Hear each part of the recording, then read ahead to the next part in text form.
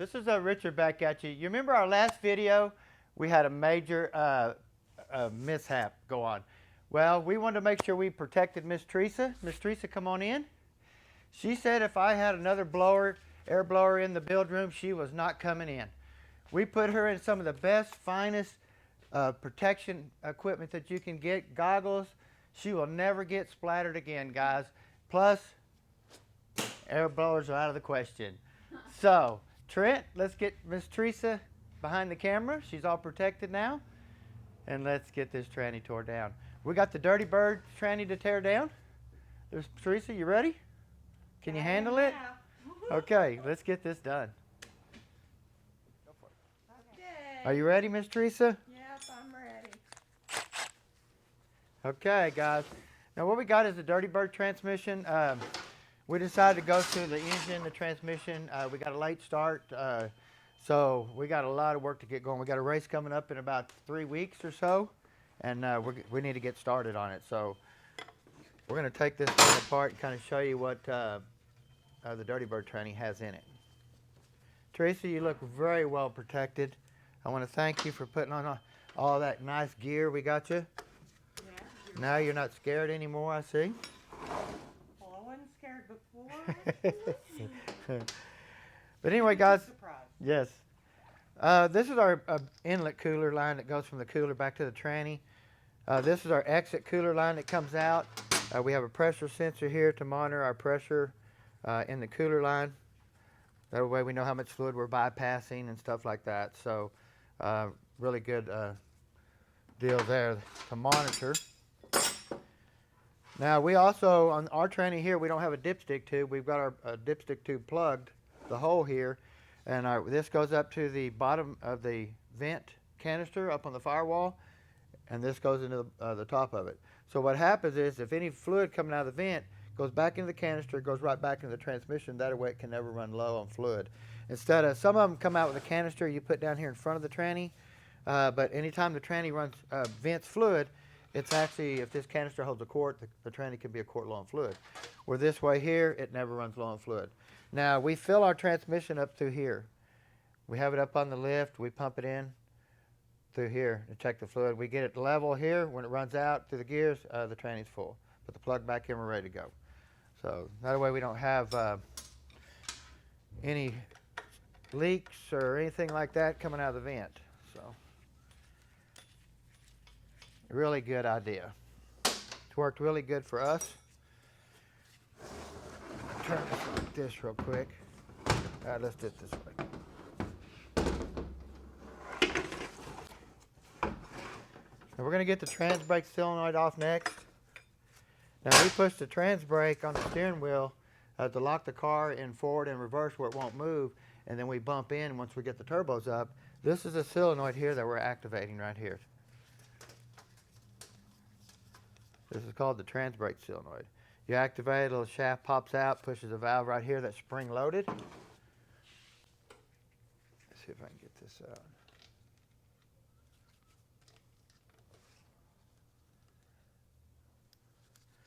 This spring helps the valve kick out too. Now that way it makes it a lot faster release instead of the valve just floating back.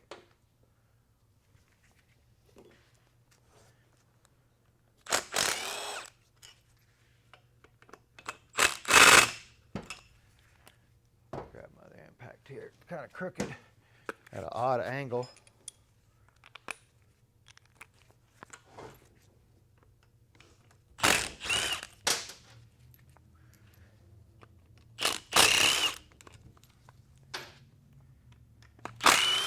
Now this is a dead and bare case and tail housing.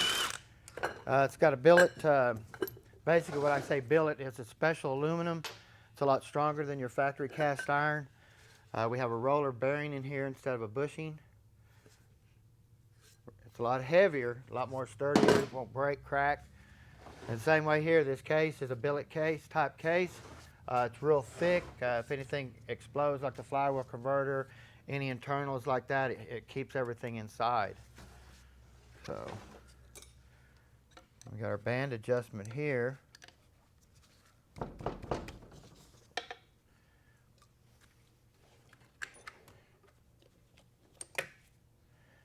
Yep, wrong one. What I'm going to do is I'm going to hold the nut with the wrench. I'm going to see what my band adjustment is real quick before I take it apart. 1, 2, 3, about 3 1/4, somewhere in there. Still in good shape.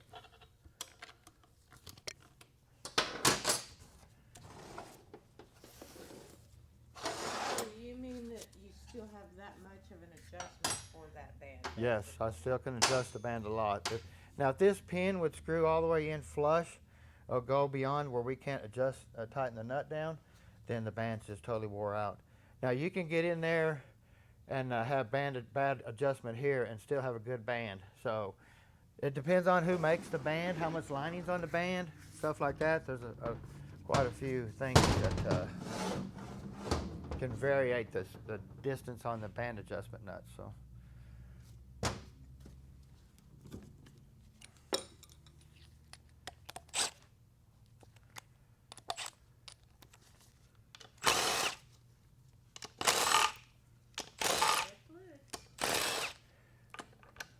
Don't run, Teresa.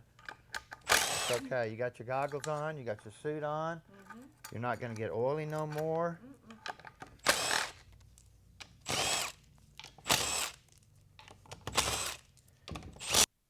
Now, where we have a pump here on the pan, when the motor's not running, we can circulate the fluid through the pan and cool the pan, the fluid in the pan.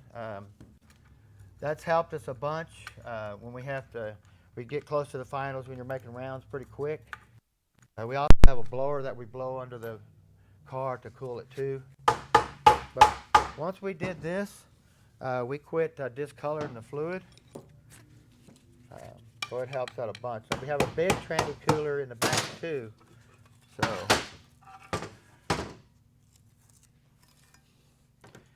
now you can see what it looks like here. Actually looks pretty good. For probably, I'm going to say 20 passes, something like that possibly.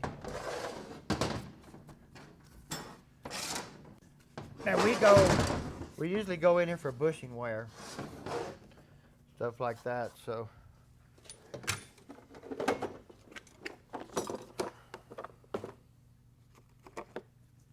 This one. Oh.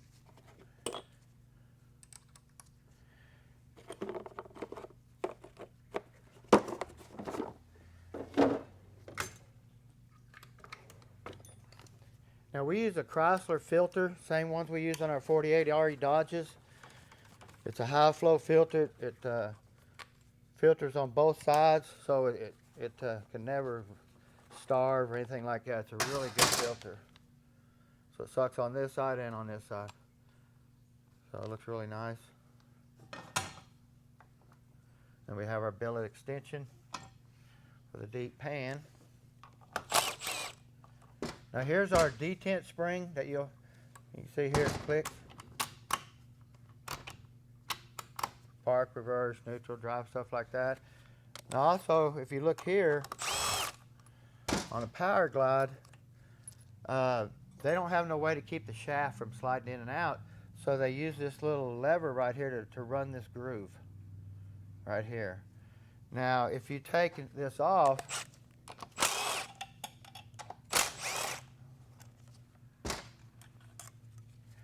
you see our manual valve that it moves. Well, if I take and pull this out like this, sometimes this right here will pop plumb off the valve. See, this one here is really still pretty deep. So, but with this not being on here, it can pop out of this valve right here. And next thing you know, you can't move at all forwards, backwards because it's not attached to it. So, this is all aftermarket stuff inside here.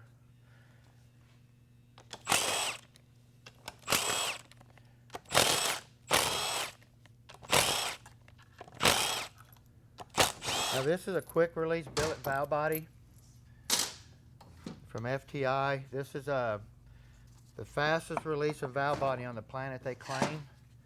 It's helped me out being that I'm a little slower, you know, and stuff, coming off the trans brake. Oops. Grab this real quick. So here's our band feed tube here that goes in the valve body. I just dropped it, went on the floor like that. And we have our manual valve.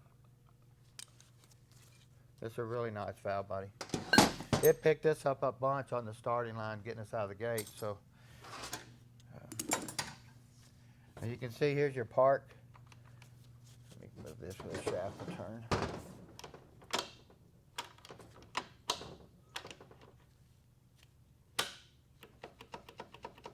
Like that. Okay, Miss Teresa, I'm gonna check my low clutch real quick with my air blower. Oh no, Mom, it's not long enough, even though I got it close. You ain't got your goggles on. You want to put them on? Okay. I'm just kidding. Let's see. What we're going to do is we're going to look at this clutch right here and see how tight it is. You can see it right there, the clearance by the screwdriver. But you can come in and hit it with some air, and you can see it move. So that tells me my clutch clearance. I don't like them really loose. A lot of people like them really loose. I like them a little bit tight. That way they can wear a little bit and I still have good adjustment. So, and then here we got our band adjustment right here, our band apply. I'm just going to barely move it because I did undo my band adjustment pin over here earlier in the video, so it's moving a little bit farther than normal. So, we also have one here. We have our high clutch. I'm not sure if it's this one. Nope, not that one. It's going to be this one. You can hear that applying the high gear clutch. Look at that, Teresa. Everything went well. You're lucky. You did very well. Get this out.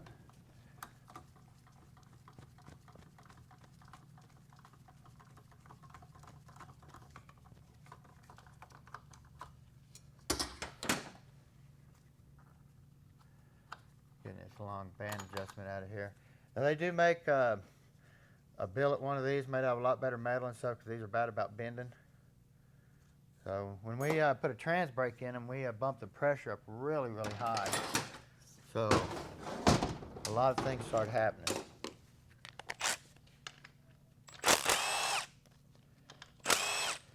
Now even though we have a billet servo here, we put some washers on this to make it grab a little bit farther out on the surface. That way it can't blow this out.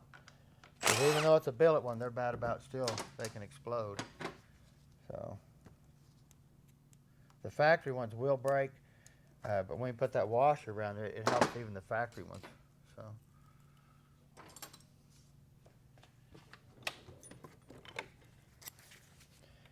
And then we have a dual ring servo here.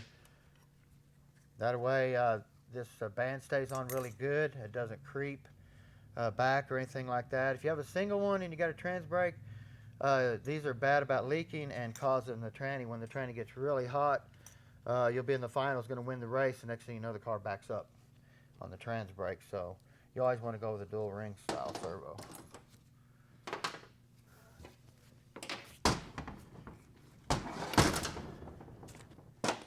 And we got our park stuff out of here.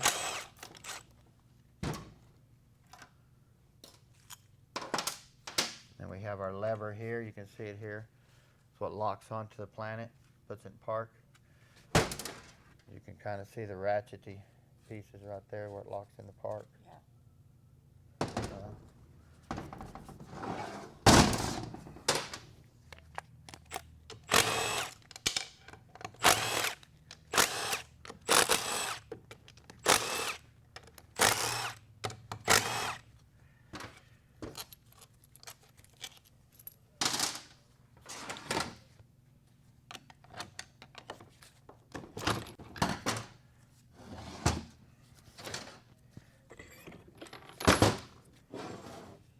Now we have our billet input shaft here. This shaft's rated, I think, at 2,500 horsepower. It's a solid shaft. It doesn't have no sealing rings on it. It actually uses the bushings in the stator for the sealing rings. So, a really nice piece. We haven't broke it yet. They do make bigger ones, but we haven't broke it yet, so we're still going to use it.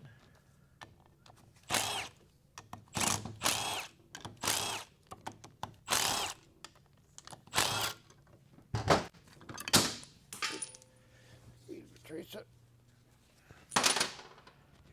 Oh, it might come off here for a second. There we go.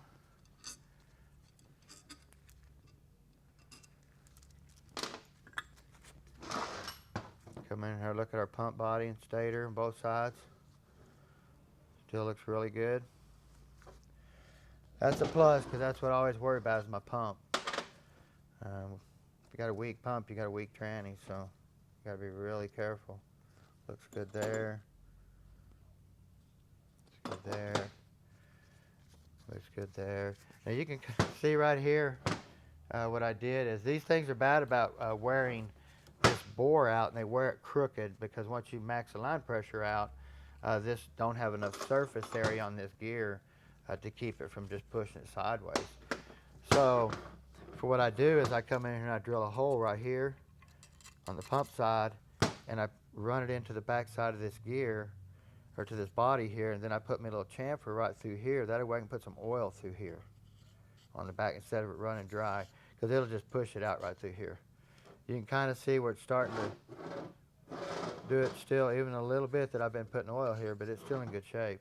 So if not, it would probably already be wiped out and I'd be putting a whole nother pump body and stuff in it. So pump bushing still looks good, which we'll put all new bushings and stuff back in it. We usually go in it for bushing wear. We don't really see much of anything else. Band still looks pretty good. You can see a little bit of things starting to happen here, but we still have some pretty deep grooves. This band will still last us quite a while. So, and this is a factory band. You can see all the brass that's in it. These are a lot better than your standard standard aftermarket bands. So I'd rather put this in there than something else. So. Now we're going to get in here. This is our high gear drum here.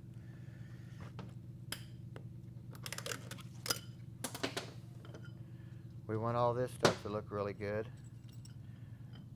And we got our 10 clutch hub. It's about a 1/4 of an inch or more longer to handle more clutches, have more surface area.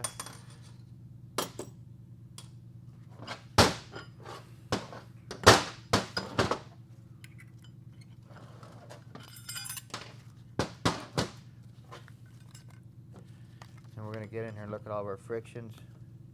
Still look really good.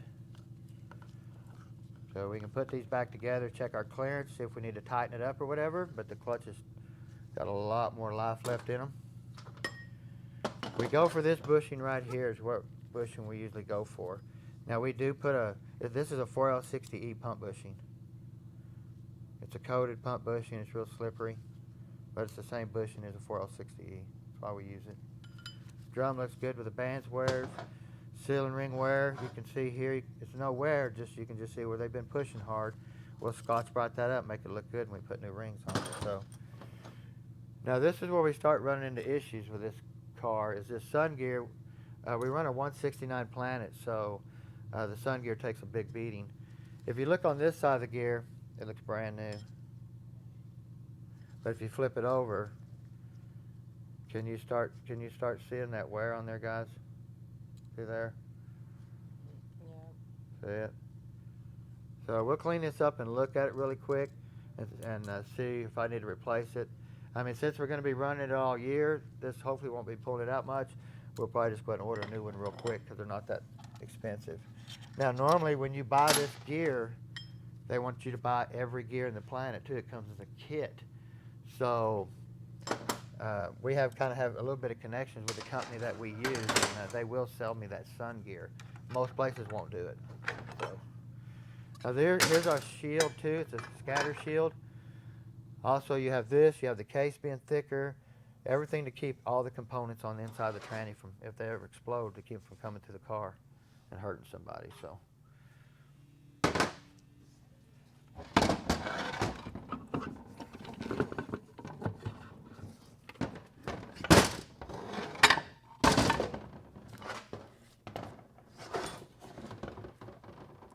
And then we have our ring gear.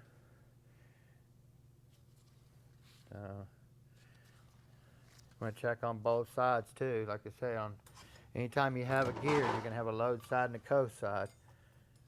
So you can see here it's starting to push a little bit down there. You can see a little dark spots, but have to come on this side too.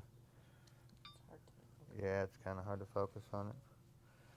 So, but Powerglide's whine is because this right there, the straight cut gear, plus you get this ringing noise. A lot of people go, why is my tranny whine? Well, that's why. If you got a big open headed car, you don't hear it because it's so noisy, but you have a turbo car, then that's where you hear the whining. So. And then of course you want to look at these gears here and see if they're starting to pit on both sides too, because that's where that little sun gear runs. So if you have to buy the kit, they'll show you all the gears all the way through this thing in a kit. So get down here and get our low reverse clutch out. This is your standard snap ring, no difference, flat on both sides. We have our low reverse clutch here. See, 1, 2, 3, 4, 5 in here. We're going to try to get a little bit more again. 1, 2, 3, 4, 5, 6, excuse me.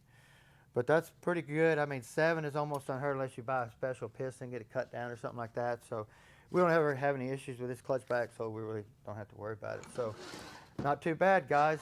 Just a couple components, some bushings and stuff like that. Put her back together, some seals, clean it up, get it back together. Teresa, I want to thank you again for filming. You survived the day, girl. Thank you very much. So, hey, y'all don't forget to subscribe. We got a lot more show to come, so y'all have a great day.